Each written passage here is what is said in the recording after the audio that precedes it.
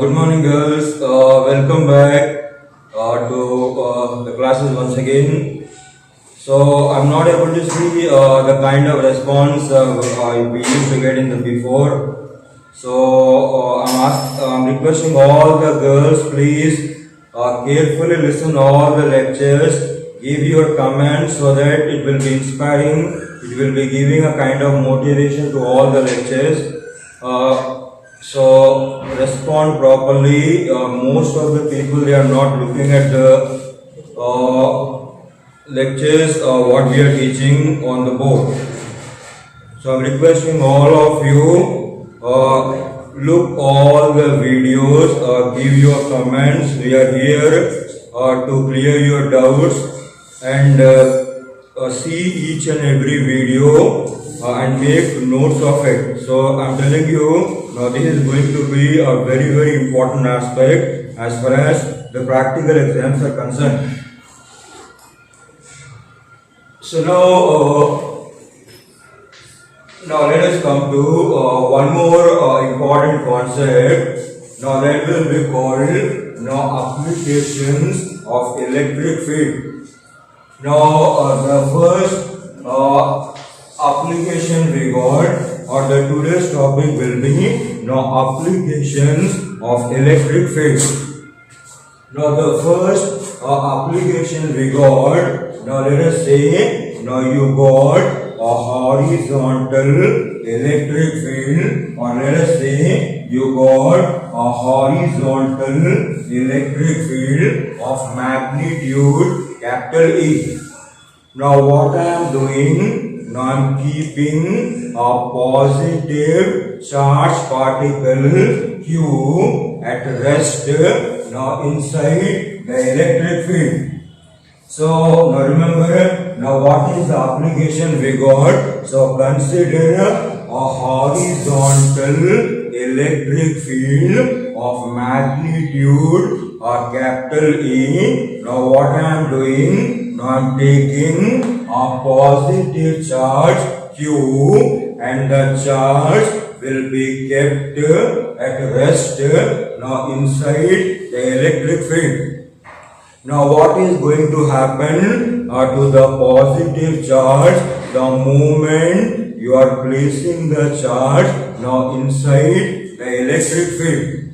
So remember, the moment you are placing the charge now inside the electric field, now always remember the positive charge will be experiencing an electrostatic force now along the direction of the electric field, or remember the positive charge will be experiencing the electrostatic force now along the direction of the applied electric field. Now as a result, now what will happen? Now due to the electrostatic force, now the charged particle will be accelerated now inside the electric field. Now that's the reason why now the velocity of the particle will be keep on increasing now along with the time. So once again, now remember the important concept, the moment you are placing the positive charge, then remember now the positive charge will be experiencing the electrostatic force along the direction of the electric field. Now that is the reason why the particle will be accelerated now along the direction of the field. That's the reason why now the velocity of the particle will be keep on increasing now along with the time.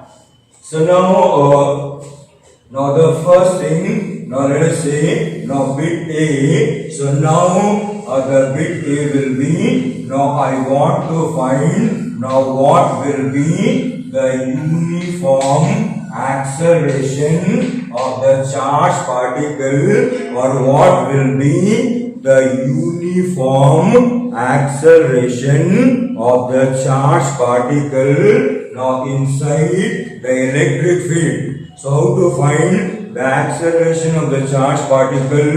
Now you remember now the electrostatic force that will be experienced by the charged particle will be given by the formula now Q into E. So you already know now the electrostatic force that will be acting on the charged particle will be given by the formula now F will be numerically equal to QE. And you also know from the Newton's second law now force will be numerically equal to now mass into acceleration. Now what I will do? So now what I will do? So if I equate now both the equations, so therefore now what I get? So MA will be numerically equal to QE. So therefore the acceleration of the charged particle will be numerically equal to now QE divided by M. So remember the important formula, the acceleration of the charged particle will be given by the formula. So A will be numerically equal to now QE divided by M. So remember now that will be the uniform acceleration of the particle now inside the electric field. So very simple to remember. So always remember now the electrostatic force that will be acting on the positive charge will be given by the formula now F will be numerically equal to QE, and we also know from the Newton second law now F will be numerically equal to MA. Now what I am doing? Now I am equating now both of them. So what I get? So MA will be numerically equal to QE. Now that is the reason why the acceleration of the charged particle will be numerically equal to now QE divided by M. Then if you have taken the diagram, now similarly now let us come to now one more important bit. So now the second important bit. So now I want to obtain now what will be the velocity of the particle. So now I want to find now what will be the velocity of the particle as a function of time. So now the next bit will be, so now I want to find now what will be the velocity of the particle as a function of time. So how to obtain the final velocity, or how to obtain the final velocity of the particle as a function of time. So what I will do, now I will apply the kinematical equation, or I will apply the kinematical equation. Now V will be numerically equal to now U plus AT. Now you already know now the initial velocity of the particle will be numerically equal to 0. Now we already know now the particle will be initially at rest. That's the reason why now the initial velocity of the particle will be equal to 0, and you already know now the acceleration of the particle will be given by the formula. Now we got now QE divided by m. Now that I am going to substitute in the formula for the velocity. Now let us see now what we are going to get. So therefore the final velocity will be numerically equal to now 0 plus 80.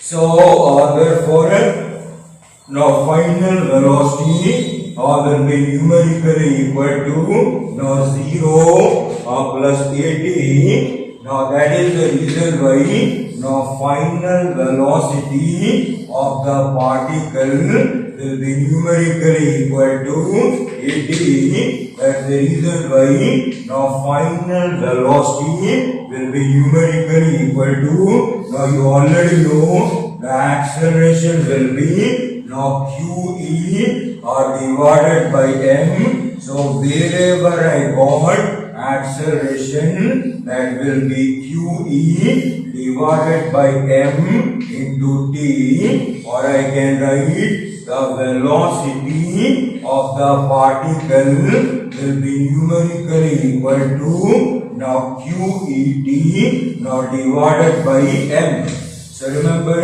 now this will be the velocity of the particle, or this will be the final velocity of the particle as a function of time, that will be given by the formula. So capital V will be numerically equal to now QET now divided by m. So remember, now that is the second bit we got. So we need to find now what will be the velocity that will be acquired by the particle now after a time t second. Now that will be given by now V will be numerically equal to now QET now divided by m. Then similarly, now the third important bit. Now the third important bit. So now I want to find. So now the third important bit. Now I want to find. Now that will be now displacement of the particle. So I want to find now displacement of particle. Now displacement of particle as a function of time, or what will be the displacement of the particle as a function of time. So very simple. In order to obtain the displacement, now which kinematical equation I can apply in order to obtain the displacement covered by the particle. Now after a time t second, I can apply the kinematical equation. Now S will be numerically equal to now ut plus half at square, but you already know now the initial velocity will be 0. So therefore the displacement of the particle will be numerically equal to half at square. But we already know now what is the acceleration of the particle. So acceleration of the particle will be QE divided by m.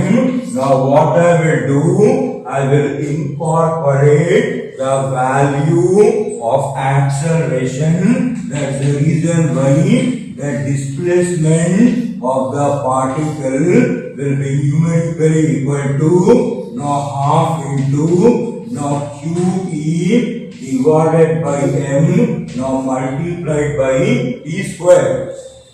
So now therefore if I simplify, now what I am going to get, now remember the formula for velocity, now QET now divided by M.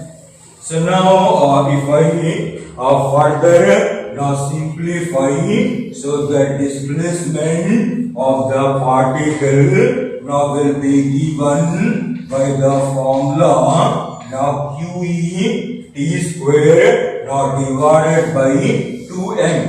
So simply now what you do, now open the bracket, so the displacement that will be covered by the particle as a function of time will be given by the formula. So S will be numerically equal to now QE T square now divided by 2M. So remember, now that will be the displacement of the particle as a function of time. Now similarly, I want to find the fourth important bit. So I want to find now the fourth important bit. Now that will be the kinetic energy of the particle, or what will be the kinetic energy of the particle as a function of time. Now let us see now how to obtain the formula for the kinetic energy of the particle as a function of time. So you already know now what is the formula for the kinetic energy. So kinetic energy will be given by the formula now half m into v square.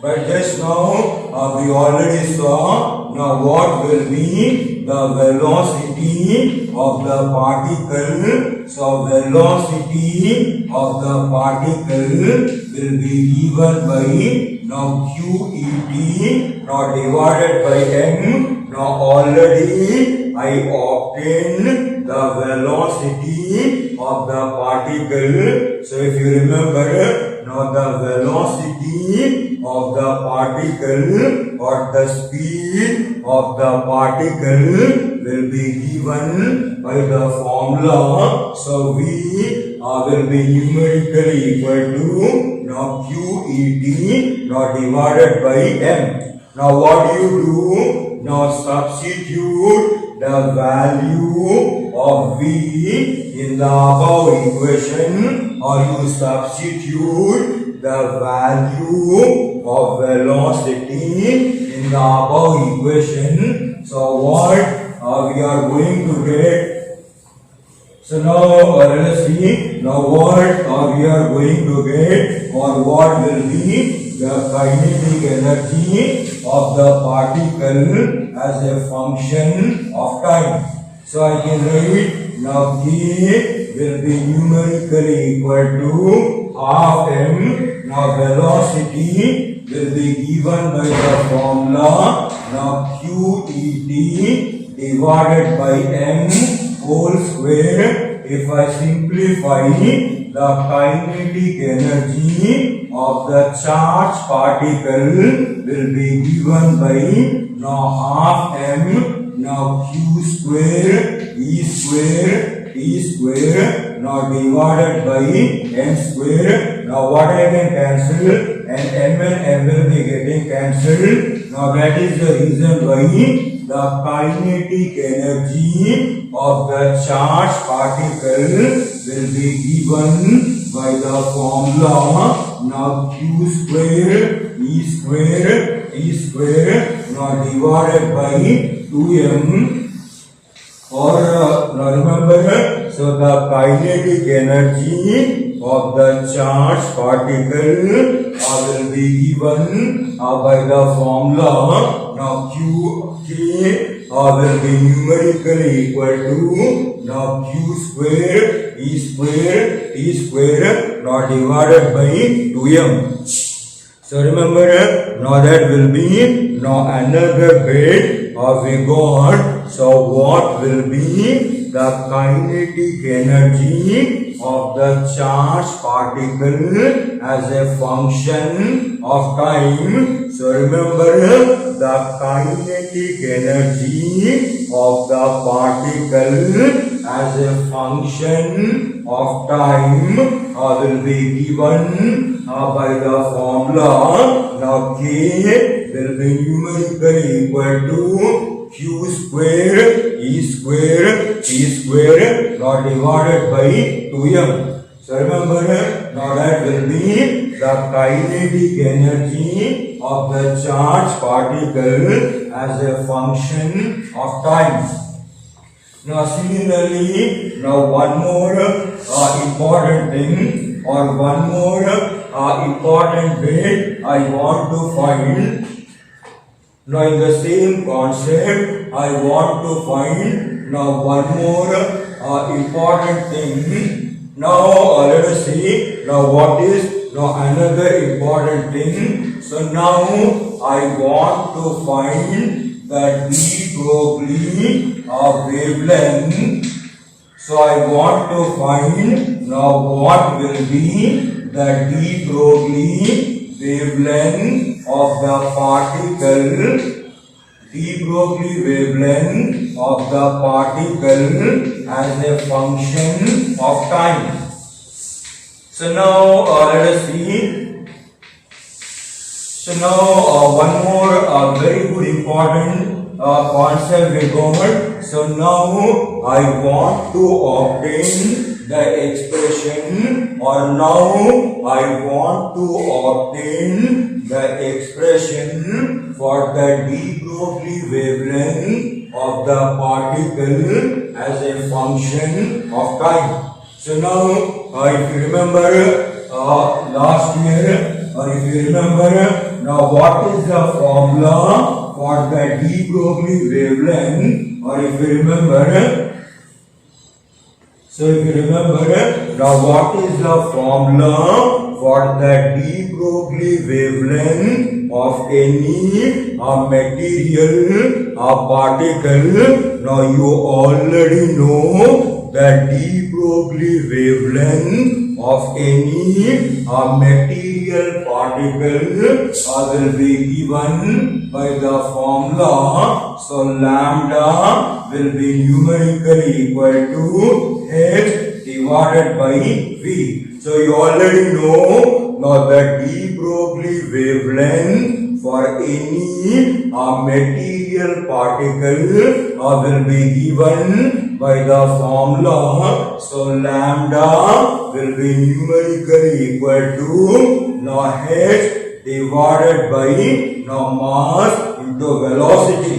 Now you already know the velocity of the particle. Now substitute the velocity in the above equation. So what we are going to get? Now very simple.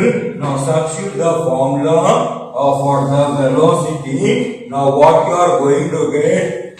But now you already know the velocity of the charged particle will be given by the formula now QET now divided by m. Now what do you do? Now you cross multiply. So therefore now mass into velocity or the momentum of the charged particle will be given by the formula now QED.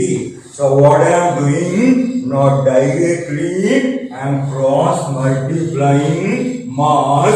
That's the reason why the momentum of the charged particle or the magnitude of the momentum of the charged particle will be given by the formula. So mv will be numerically equal to qet. Now what do you do? Now wherever you got mv or wherever you got the momentum of the charged particle, now substitute the momentum will be numerically equal to qet.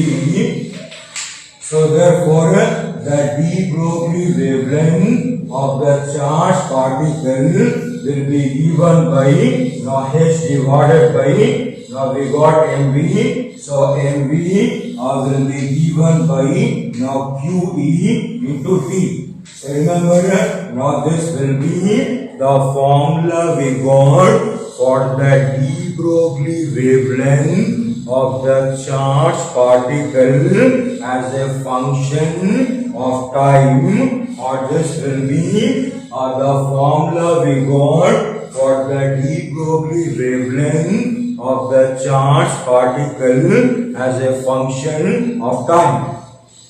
Now similarly, now continuing the same concept. So now I want to find now what will be the rate. Now what will be the rate change of the de Broglie wavelength, or now I want to find now what will be the rate change of the de Broglie wavelength.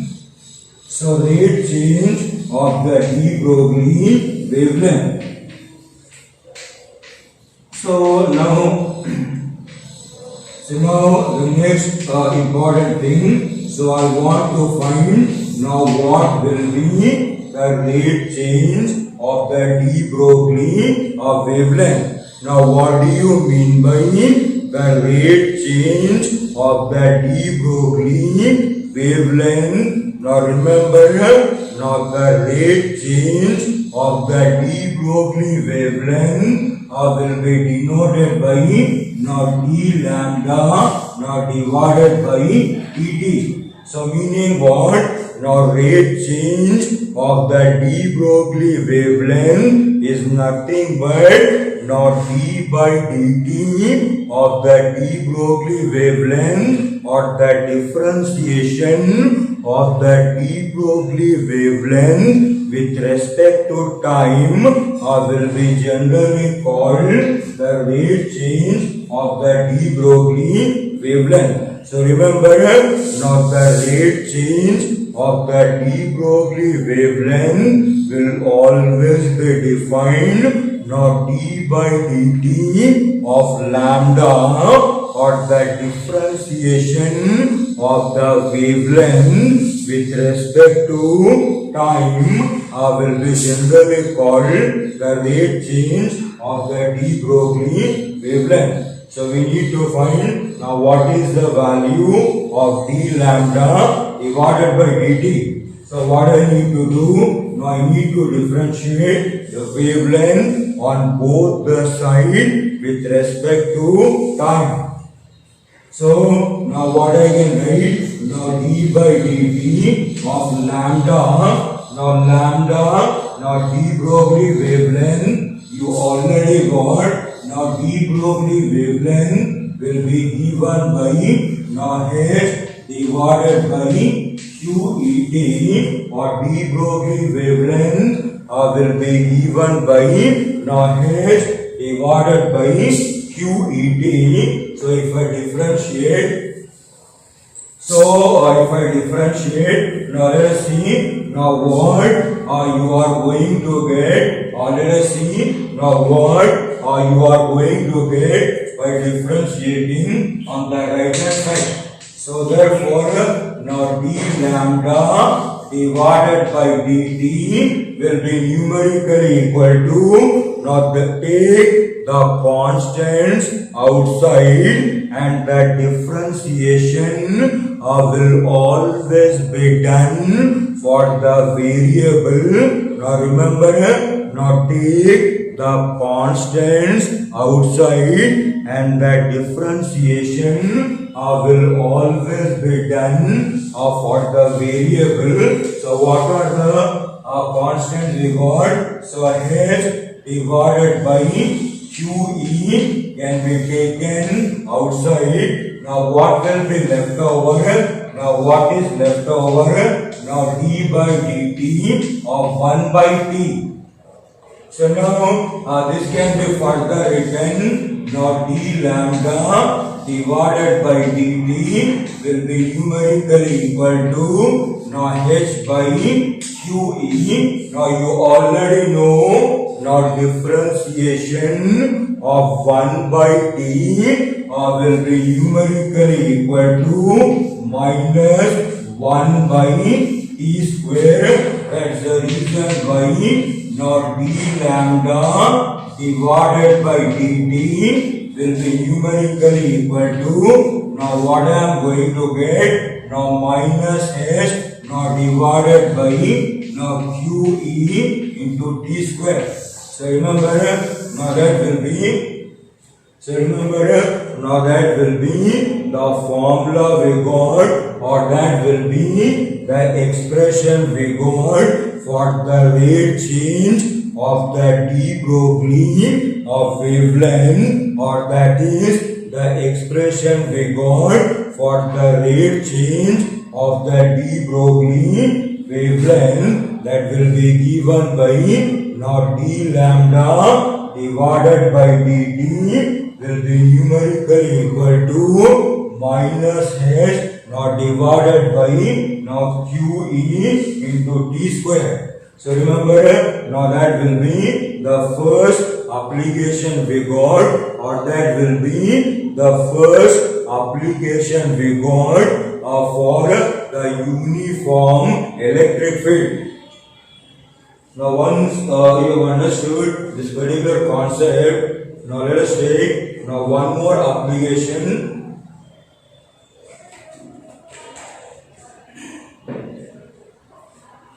Now once you have taken this concept, now let us take now one more application based on the uniform electric field. Now another fantastic concept, excellent concept we got as the application of the electric field.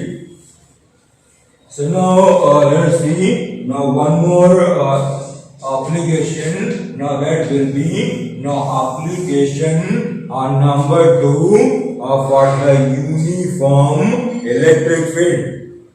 Now listen carefully. Now what I am doing, now very important application you got. So listen now what I am doing. Now let us say now you got a pendulum bob. Now let us say now you got a pendulum bob, which is let us say you got a pendulum bob of mass m that will be suspended by a light string from a rigid support. So now very simple. Now what I am doing, now I am taking a pendulum bob of mass m, and the bob will be suspended by a light string from a rigid support. Now let us say the pendulum bob has been given a positive charge, or let us say the pendulum bob has been given a positive charge Q, and let us say now we are applying a uniform electric field now acting in the horizontal direction. So now listen carefully. Now what I am telling you. Now listen very carefully. Now what I am telling you. So very important application.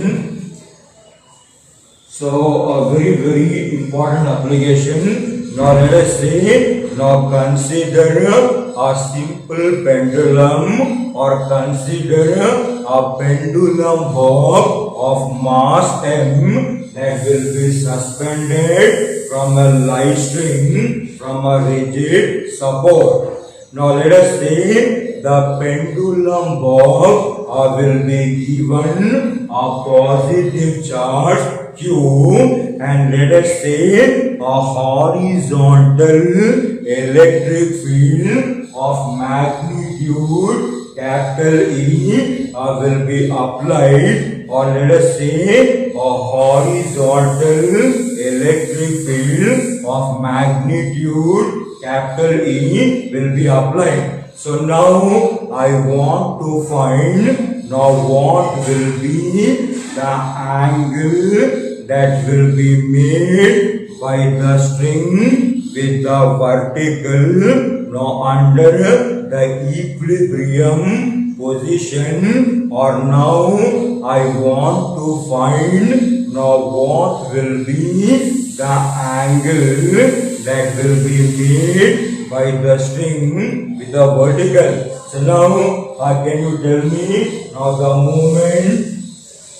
the moment we are applying the electric field, now what is going to happen on the pendulum bob? So now remember, now what are the forces that will be acting on the pendulum bob, or what are the forces that will be acting on the pendulum bob? So very simple. Now one will be, so you already know, now one force will be the weight of the bob will always be acting in the vertical direction. So one external force that will be acting on the pendulum bob, now weight will be acting vertically downward. Now apart from that, now what are the other forces? Now the other forces will be, now already I told you, a positive charge. Now remember, a positive charge will be experiencing an electrostatic force QE along the direction of the electric field. Now remember, a positive charge will always be experiencing an electrostatic force along the direction of the applied electric field. So one force will be, so now one force will be, the weight will be acting vertically downward. The electrostatic force will be acting along the horizontal, and what is one more force that will be acting on the bob? Now remember, there is one more force that will be acting on the bob, and that will be the tension in the string, and the tension will always be acting not towards the point of suspension. Or remember, that tension force will always be acting not towards the point of suspension. So remember, now what are the forces that will be acting on the bob under equilibrium position? Or remember, now what are the forces that will be acting on the pendulum bob? Now what are the forces that will be acting on the pendulum bob under equilibrium position? Now one will be the weight of the bob will be acting vertically downward. Now the second one, the electrostatic force will always be acting along the direction of the electric field. Or remember, the positive charge will always be experiencing the electrostatic force along the direction of the electric field. So one more force that will be acting on the bob will be the electrostatic force QE that will be acting along the horizontal.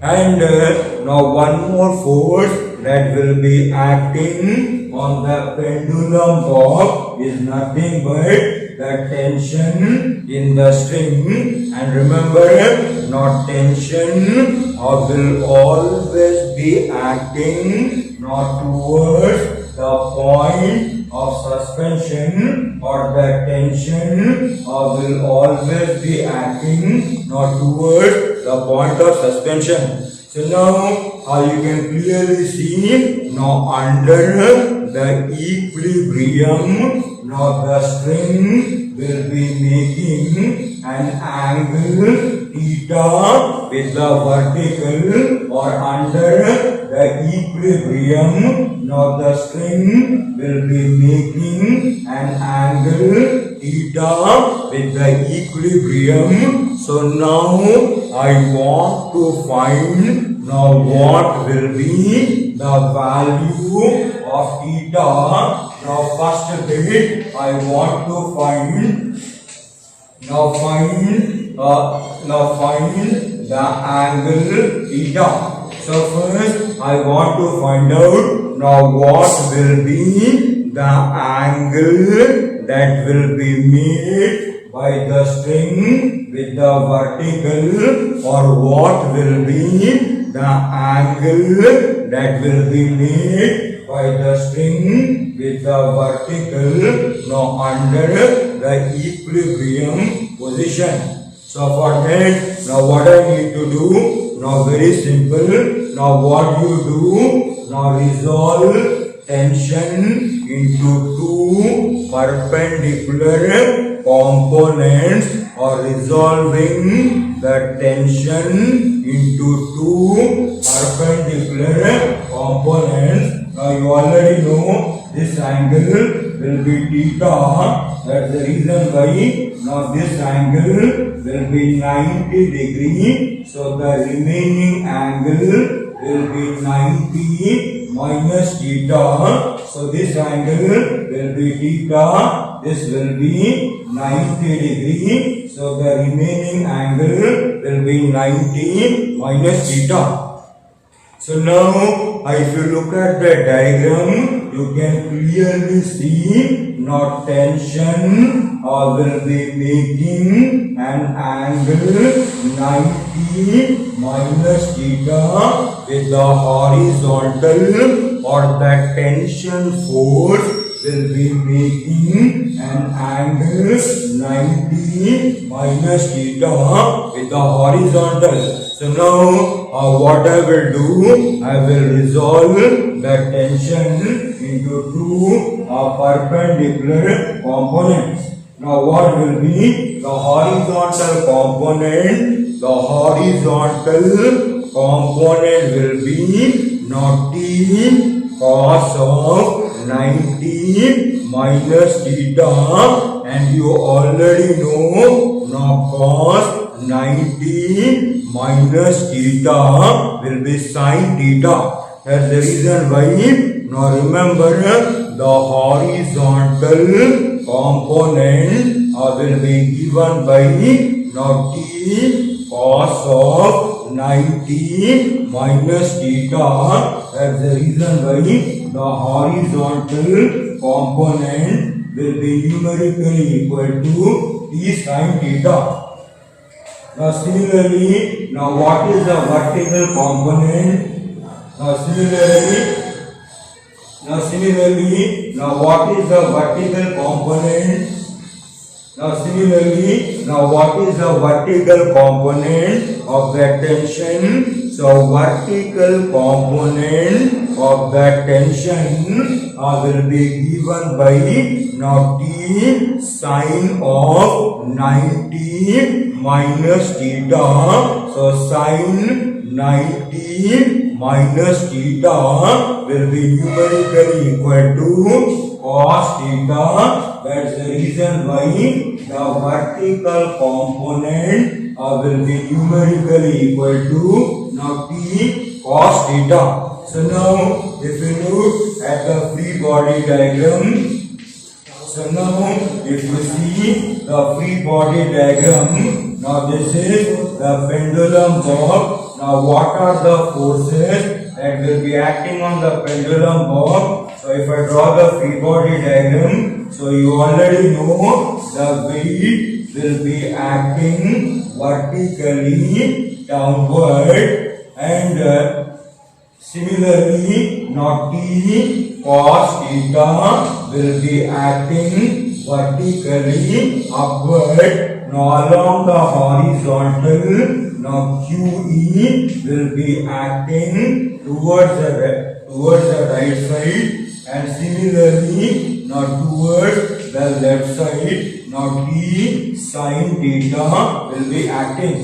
So you can clearly see now what is the free body diagram on the pendulum bob. Now along the vertical, now weight will be acting in the downward direction, and T cos theta will be acting in the upward direction. Now similarly along the horizontal, now QE will be acting towards the right side, and T sin theta will be acting towards the left side. Now let us see now what will happen under equilibrium.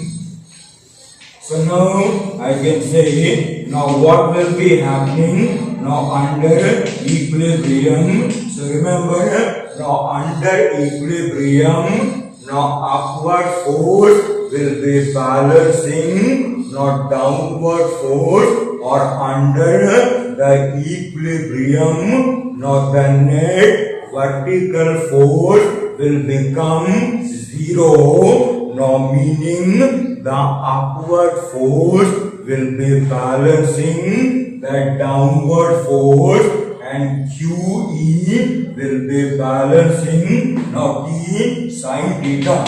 So therefore now under equilibrium, so what I can write? So I can write now along the vertical, now T cos theta will be numerically equal to mg, and along the horizontal, now I can write now T sin theta will be numerically equal to QE. Now let us say now equation number 2. Now what I will do, now I will divide 2 by 1. So if I remove the diagram, now what I will do, now divide now equation 2 by equation 1. So divide 2 by 1. So what we get now T sin theta now divided by T cos theta will be numerically equal to now what we are going to get now QE now divided by mg. So tension and tension will be getting cancelled. So sin theta divided by cos theta will be tan theta. So tan theta will be numerically equal to now QE divided by mg. So therefore the angle theta will be numerically equal to now tan inverse of QE now divided by mg.